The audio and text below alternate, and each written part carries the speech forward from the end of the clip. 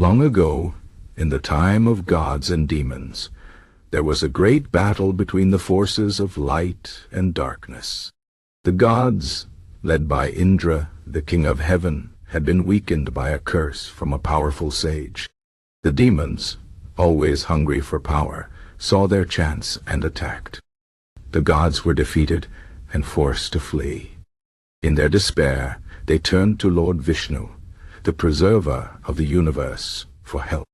Vishnu listened to their pleas and revealed a plan so grand that it would restore their strength and bring back the lost treasures of the world. This plan was called the churning of the ocean of milk. The gods knew they could not do this alone. The task was too great even for them. So, Vishnu advised them to make an alliance with their enemies, the demons. Though the gods and demons were sworn foes, they both desired the nectar of immortality, which lay hidden in the depths of the ocean of milk. The demons agreed to help, but only if they could share the rewards. The gods, though wary, had no choice but to accept. To churn the ocean they needed a giant churning rod and a rope. The mighty Mount Mandara was chosen as the churning rod. The king of serpents, Vasuki, agreed to be the rope. The gods held Vasuki's tail, and the demons held his head, and together they began to pull. The mountain spun, and the ocean roared as the great churning began. Waves of milk crashed, and foam rose high into the sky. The gods and demons pulled with all their might, but soon the mountain began to sink into the soft ocean floor. Saying this, Lord Vishnu took the form of a giant turtle, Kurma, and dove beneath the mountain. He lifted it onto his mighty shell, giving it a firm base so the churning could continue. With the mountain steady, the gods and demons pulled harder. The ocean churned for hundreds of years, and from its depths many wonders emerged. First came the deadly poison Halahala, so toxic that it threatened to destroy all life.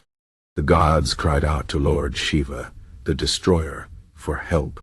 Shiva, in his infinite mercy, drank the poison to save the world. His wife, Parvati, held his throat so the poison would not spread, turning it blue. For this, Shiva is also called Nilakantha, the blue-throated one. After the poison, many treasures rose from the ocean. The divine cow Kamadhenu, who could grant any wish, appeared.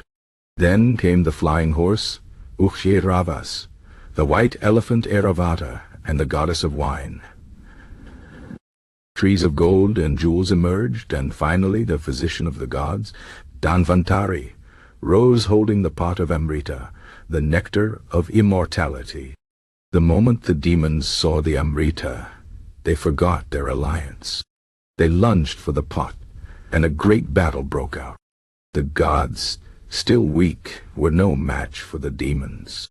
Once again, Vishnu stepped in. He took the form of Mohini, a beautiful enchantress, and tricked the demons into giving her the pot. Mohini then gave the nectar only to the gods, making them immortal and restoring their power. The demons, realizing they had been fooled, attacked in rage, but it was too late. The gods, now stronger than ever, defeated them and reclaimed heaven. This story is carved in stone on the walls of Angkor Wat, a great temple in Cambodia. The carvings show gods and demons pulling Vasuki, a giant serpent, with Mount Mandara at the center. Vishnu as Kurma supports the mountain while Shiva drinks the poison. The scene is filled with motion and life, as if the stone itself remembers the great event. The churning of the ocean of milk is more than just a myth. It teaches us about balance, how even enemies must sometimes work together for a greater good.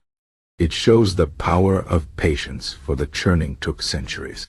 And it reminds us that greed, like that of the demons, can lead to ruin. The story lives on not just in words, but in the stone of Angkor, where every carving whispers the tale of gods, demons, and the timeless ocean of milk. As you look at these carvings, imagine the ocean roaring, the mountains spinning, and the gods and demons straining with all their might. The air is thick with magic, and the scent of milk and salt fills the wind. This is not just a story from the past.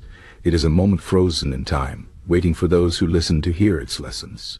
The churning of the ocean of milk is a dance of creation and destruction, of life and death, and in its swirl, we find the echoes of our own struggles and triumphs. The carvings at Angkor do not fade. They endure, just as the story endures. And as long as the stones stand, the tale of the great churning will be told, from one generation to the next, a reminder of the time when gods and demons churned the ocean, and the world was forever changed.